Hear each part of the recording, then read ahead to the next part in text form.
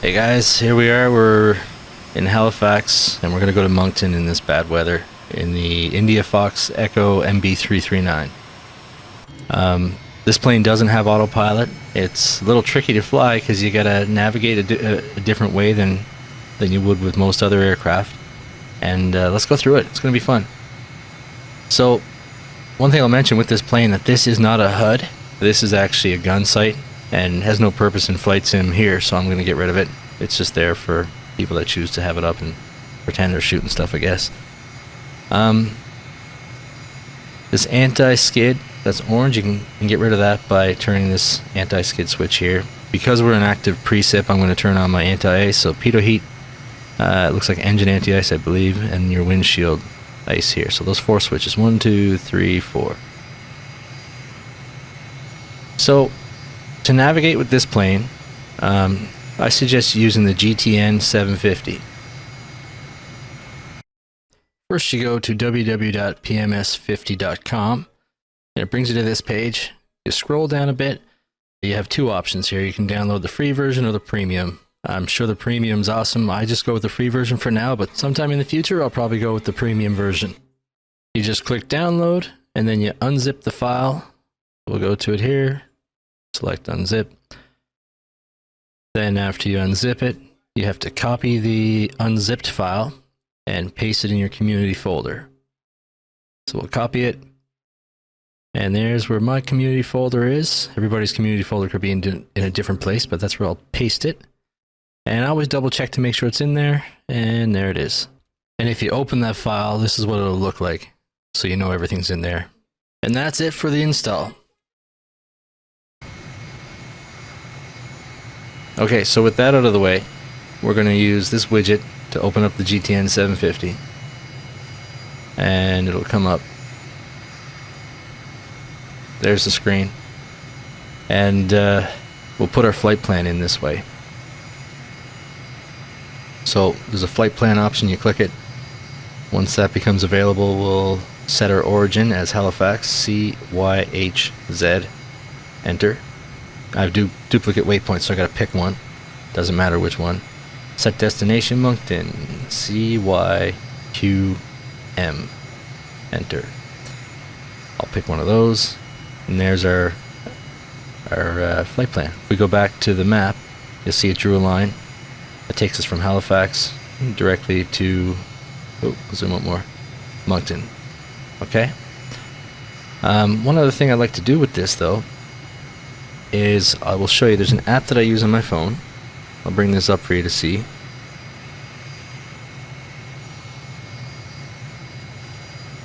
And if I click on Flight Plan Go, that's the name of the app, you can load in your airport up top here. I already have Moncton set. And I'm going to use the ILS runway 29. The plate is on there, and I'll leave the plate up the whole video so you can see what we're talking about. But so what we want to do to get on the ILS for runway 29 is we want to go direct to ADRET. And the reason why we want to go to ADRET is because it gives us a nice point to be at when it's time to intercept the localizer. So I'm going to put that in the flight plan. Click on flight plan, we'll select the airport and insert before, and I'll put ADRET. ADRENT. There we go. Enter. And we'll just confirm it by looking at the map again. Goes from Halifax to ADRET and then to the field. That's how we want to have it. Okay. So I'll get rid of this GTN 750. I no longer need it. It was just to program everything in. So looking at our plate, the localizer frequency is 109.3. I'll put that in here. 109.3. Okay. And there is an ADF required for this approach, but I don't have it in this aircraft. There's no way to program in an ADF. It does say it here, like there's an option, but you can't actually do it. So, I mean, unless somebody knows how to put in an ADF frequency, please let me know, because it would be cool, but I don't think it's available. This is a comm channel. This is a con channel. So, anyways, with that said, I'm going to put 286 inbound for our course, so we don't have to do it later when we're flying, because there's no autopilot. We're going to be doing all this by hand, and you don't want to make yourself too busy at a critical time. So 286 is our inbound course. We have our low frequency set down here, and we have our GPS flight plan all ready to go as well. Quick brief of this plate. The 100 miles safe for the ILS 29 is 4,000 feet. Our sector altitude from the direction we're coming from is 2,000 feet. We're going to intercept the ILS at 3,000 feet. That's my plan at ADRET. There's a speed restriction of 190 knots, and our glide profile puts us over the FAF at 1360. Now, I won't be able to tell you when we're over the FAF, but we're going to assume in this case that when we're at an altitude of 1360, that's where the FAF is, and that will be then considered FAF inbound. The mins for the ILS are 432 feet, 200 AGL, which we would set in a radar altimeter if there was a way to do it in this. I don't know of that currently with this plane. And our missed approaches at minimums. In the event of a mist, we climb to 3,000 feet, heading 286 degrees, expect vectors. This is flight sim, we're not going to get vectors, but for fun, we're not going to go miss. We're going to land no matter what. In real life, you would go miss, though. Yeah, that covers the main parts of the plate. Now let's get going. By default, this is on standby, this is on TACAN. I do not believe TACAN does anything. If I put it on VOR and we had a VOR frequency up, that would give us our VOR stuff, and the course would go along with it. You'd have that arrow pointing at the VOR, and for the GPS side of it, we select Iron Nav. And you see what that did? Because we have a GPS flight plan in, that arrow is pointing directly at ADRET. That's our next point on the GPS flight plan. It's 84 miles in that direction of the arrow. Now it's a homing arrow, so it won't matter. Usually if I run this course up to the same as the direction of where the waypoint would be, that should center in most aircraft, right? But this one doesn't work that way. It's like a homing device, really. So to get there, you just have to point at it, and that will center your needles that you have set up, or center this. So you watch, when we point at ADRET, even though the course says 286, that needle will still center. So keep that in mind for navigating. We're not going to follow a particular airway, but if we wanted to, say, follow one that was, let me just go back down to it, that was north, right? Well, we'd have to fly south until that needle was right above north, and then turn directly towards it. So both north and the needle were right in front of us. That would center all our instruments, and we'd be on that track. So it's a little bit tricky to get used to, but once you do it, it's really kind of good for your navigating and understanding how this stuff works. So all I did for now is I set up the Iron Nav. I'm going to bug our runway heading. So I selected heading mode there, and I'm going to dial this heading so it's right in line with the runway. You'll see that the line on the attitude indicator will center, just like it did there. And if we follow that, we'll be at runway heading. Okay, I'm not going to touch the altitude yet. Right now we'll just follow our heading, so let's go. Park brake is released. Landing light should have been on because we're on the runway. That is now. And off we go.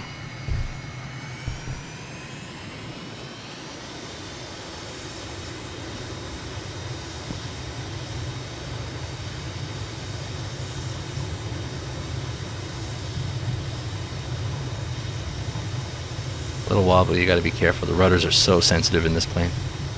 And V1 rotate. Positive rate. Gears coming up. Oh, I hit my mouse button by mistake. Got to watch that attitude. Landing lights coming off. Trying to keep that positive rate. And you also want to make sure that your airspeed doesn't drop too much. We do have full power on. And if we started seeing that drop, that means our attitude's not going to work for what we need for our climb out. Alright, I'm still runway heading. We're going to do 6,000 on our trip to Moncton. Okay, so once we hit 6,000, I'll level us off, and we'll use our alt hold for that. You'll see why it's quite useful. But right now, this line that we're seeing on the attitude indicator, that is our heading, right? Just keeping us in check. through the clouds. That's nice. Oh, I meant to put flaps up. They're going up now. Wonder why we're going a little slower. And yeah, looking good.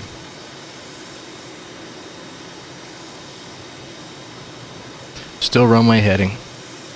1,000 to go for 6,000.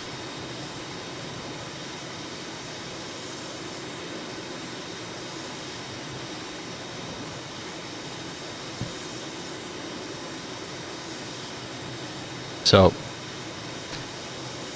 ideally you just want to keep all your turns and your attitude adjustments gentle, because it's really easy to get off your assigned altitude or track or whatever. It's so easy when you don't have autopilot and the plane is this fast and this touchy. So once we hit 6,000, I'm going to hit alt hold, and that gives us a line here to follow as well. So if I can keep this as a perfect cross in the center, then I'm exactly where I want to be as far as it's set up on heading and on altitude, right? Runway heading 6,000 feet. But now what we want to do is follow the track to Adrat. As you can see, if you look down, as we go on this heading though, that arrow's moving, right? And if I waited till that arrow reached 340 and turned in, then we'd be on a track of 340 to where we're going. I do not have to use the course when I'm going like that, as long as I know what that arrow means. Okay, so I'll hit radio nav. That means our heading is no longer activating for that, and you'll see the needle center once we point at Adrat. Try not to lose altitude there. Lost a couple hundred feet, but it's fixed. I say no autopilot makes this real tricky because it's so touchy. So we'll point us towards Adrat. We're 77 miles back. I've got full throttle on, so it shouldn't take us too long to get there. And I mean, we're doing what? 350 knots. That's pretty good.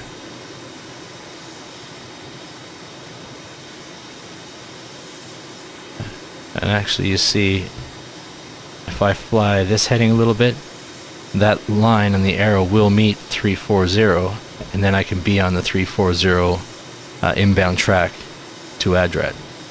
Kind of think of it like an OBS, really. I'm going to do that. We're getting close. I'm not going to make the turn in yet.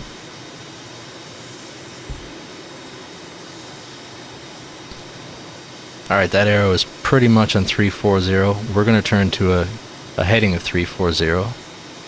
And we will have to do slight wind corrections once we're there, but I'm not going to consciously worry about that. I'm just going to make sure that I'm going to Adrat. If you want to be really fancy with it, you could, but I'm not doing that at 350 knots and in a game where I'm just trying to set up an ILS. Okay, there's 340. We're on the track, and we're going directly to Adrat. Slightly higher than our planned altitude of 6,000, so I'm going to bring it back down. You see the bar centering. And that's really it. So we did our briefing. We're all good. Our frequencies are up. We're following the Iron Nav, and I have radio nav button selected here, so our loc needle is following the GPS the way we need it to. Actually, like I say, it's really just giving us an indication whether we're pointed at Adrat or not, right? Very interested to know if the actual plane navigates exactly this way, or if they work conventionally like you would expect different. Anyways, I like it. It's cool. Everything looks stable. We're trimmed out pretty good. Can't really go hands-free yet, but there's no immediate need to change anything, just slight attitude adjustment for altitude. 61 miles back now.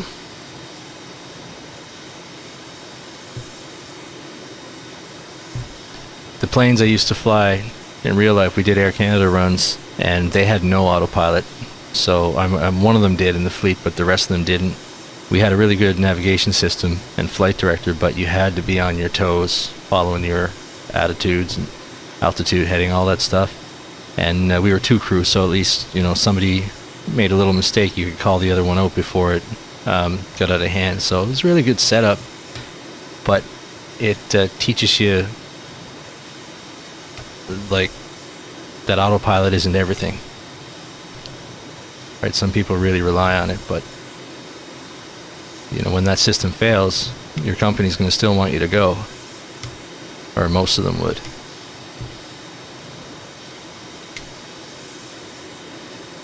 All right.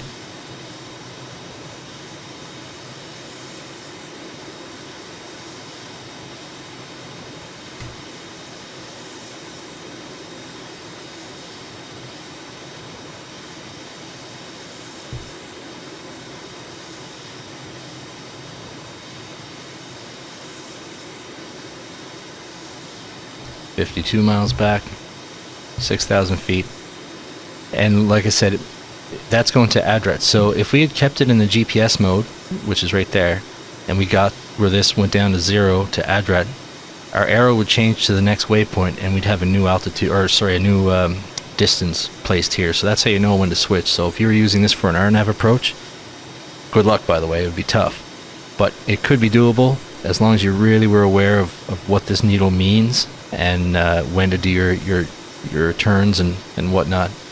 I may try it sometime, but that would be harder than doing an ILS right now. But it is doable because, like I say, the waypoints will go in sequence as long as you follow the tracks.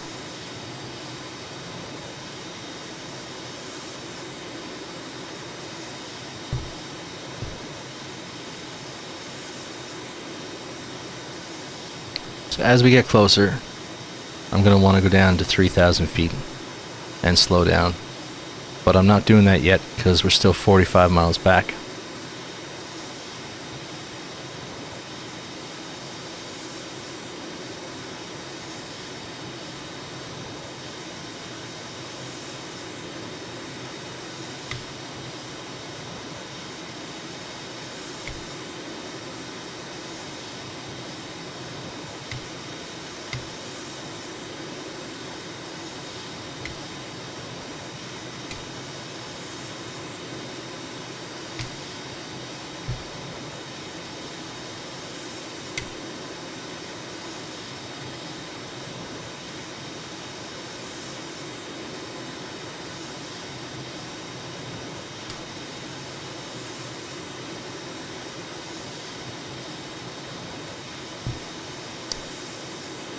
Real tricky to not deviate when the plane is so touchy.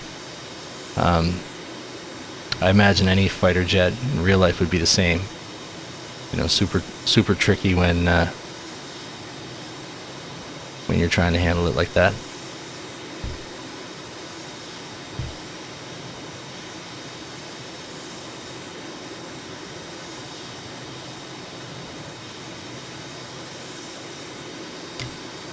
I don't want to over trim it because then I'll start climbing above my desired altitude, but I don't want to keep losing that 100 feet either, so I'm just trying to get the right balance.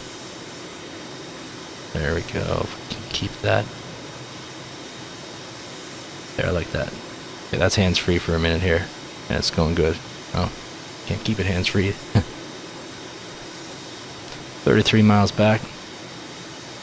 Real life, you wouldn't be going this fast. There's a speed restriction of 250 knots below 10,000 feet, so I would be going slower, but for the sake of it being flight sim, I'm not going to worry about that right now. More fun at 350 knots.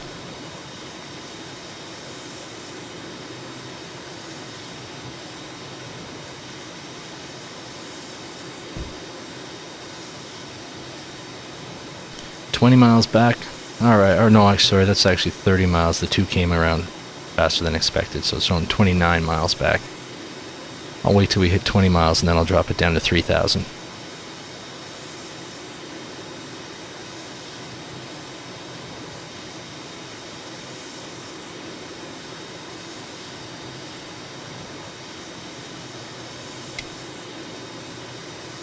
And we'll pretend we were talking to ATC. I don't use the ATC in the game because Microsoft has it so unrealistic that I find it takes away from the realism. Usually if I'm doing a flight and trying to be immersed, I'll pretend that I'm doing the calls myself. and all the clearances and stuff. However, maybe VATSIM might be the best place to get that experience, because Microsoft's ATC is so far from the real thing, it's really not worth it.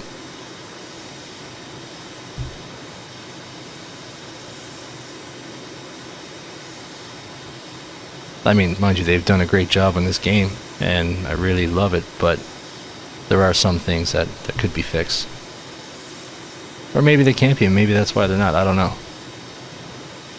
Okay, 21 miles back, that's fine. Bringing my power back to almost idle. I just have it bumped up a little bit because I don't want to drop it too much. I'm going to let our speed bleed off to at least 250 knots. Then I'll start down to 3,000 feet.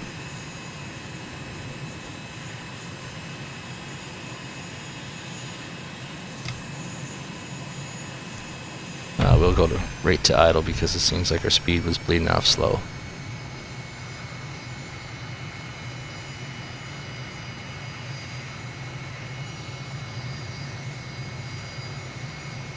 I'm going to try to do the whole flight without using spoilers. Well, that went to taxi light before when I turned it off. It didn't go off. Anyways, now it's off. Okay. There's our 250 knots. We'll pretend we were cleared down to 3,000 and cleared the approach via ADRET. So we're going to try to not pick up too much speed. I don't need to descend that crazily fast. I'm already through 5,000, so descending 4,000 feet a minute is not needed. I probably shouldn't have done that. And we are 15 back from ADRET. Should give us plenty of time to get stable and level and get set up. Right now I'm going to get my heading bug put up just slightly to the right of ADRET, so that lets us make that turn a little bit easier when we're going to ADRET. Oh, I don't want to climb. Continuing down.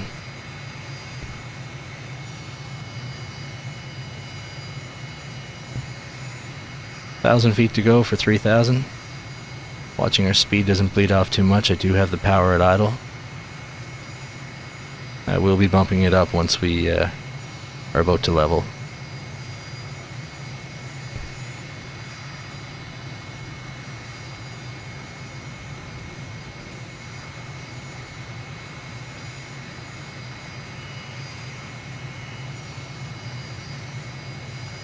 Okay, slowly bringing the power just a little bit up.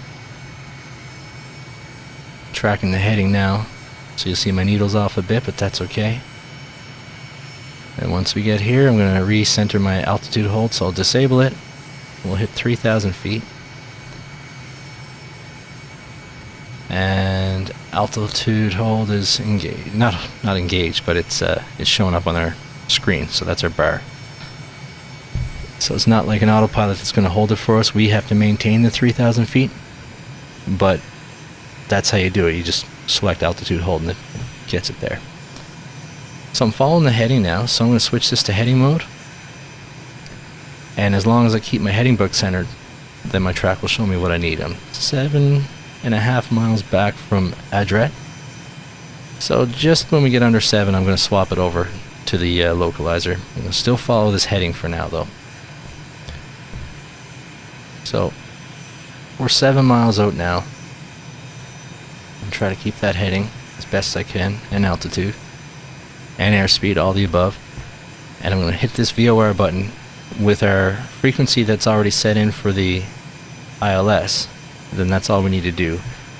I can go radio nav, right? And we're going to watch for our localizer. So right now I'm using this bug here to keep myself on the track that we were on. Got to increase my airspeed a little bit because we're losing some, and try to maintain that altitude of 3,000. And once I see that needle move, then I'll be able to turn in to intercept the localizer. So it's on radio nav now. We have the localizer. I'm going to hit glide slope arm, but I have to re-hit the altitude hold again just to recenter it, so that's fine. And that means that when we get to glide slope, this will swap over to glide slope, and we'll be able to follow it down to the runway. Alright, Now in theory, the way this will work is that as this needle that's pointing directly at the runway, that will come in, and as that meets this needle, the main line will come in as well. So you'll see it will all come together, then we'll have to make our turn.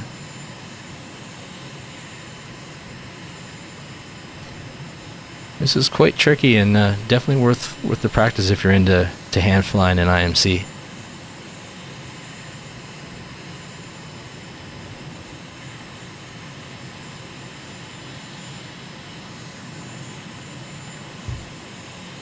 I wish there was a way to review the flight and show you the flight path that we took. It'd be pretty neat to be able to go over. So we're going to see that localizer come in real soon.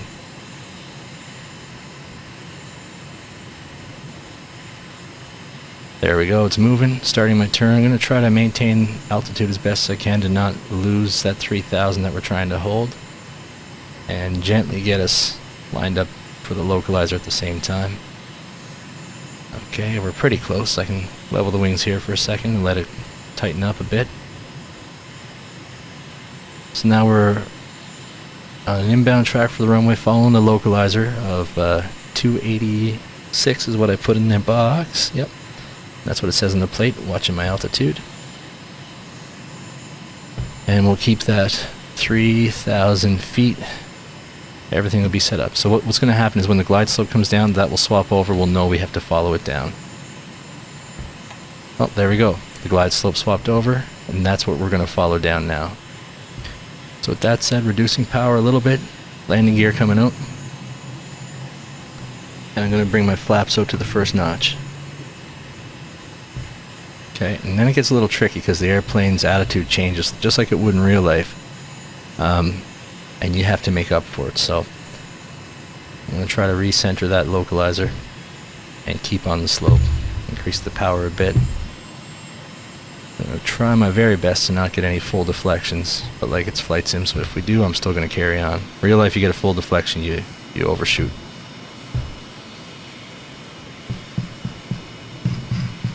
Centering my heading bug, so if I can figure out a quick wind correction, that's what I'm going to do.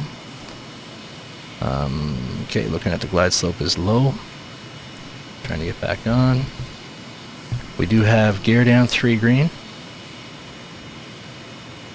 I'm going to configure our flaps to full now, just to be stable, and I don't want to be doing this last minute when I'm close to the runway, and especially without a proper flight director. This makes the most sense, just to get it stable up a little bit higher, where you have more wiggle room to get it right. Because you want to be as stable as possible, and it's real tricky when you're trying to do it this way. You just want to do slight corrections. You don't want to overcorrect or you'll be chasing it back and forth. You can see like I'm just slightly above the slope, and my wind correction's a little bit much, so just trying to fix that. There we go. And we're gonna go down. 1360 was our FAF crossing, so we should be just over the NDB. If this plane had one, we'd be able to tell that. As we get closer to the runway, it gets more sensitive, so it's important to stay on it and not let it get too far away, or else you will have to chase it or go around. Nobody wants to do that. I'm correcting a slight deviation here. Minimums were 432. So we're almost to the mins. Alright, let's correct again. It's tricky. Everything's looking good so far though. There's a glide slope creeping away. We don't want to lose it or dive after it. That was not a good idea to chase it, but when you get this low, it's so sensitive that you have to kind of be on it, especially in weather this bad. Alright. There's our lights coming in sight. Whew, that was tough. Shouldn't have chased it so much, but it's only a sim, so we're going to see if we can actually land it in this. Power's coming back. There's our runway. And let's see, can we get this puppy down safely? I think so. Alright, there we're down. Trying to keep it straight. Brakes are on, spoilers engaged. Alright, wasn't that pretty at the end, but we made it. As a fun exercise, you should definitely try it. This plane can navigate in bad weather. It just takes a little bit of know-how. So yeah, I hope you enjoyed that. That was a lot of fun for me. And please like and subscribe if you want any specific videos done that I can do, meaning if I own the aircraft or not. I'll do my best. Thank you.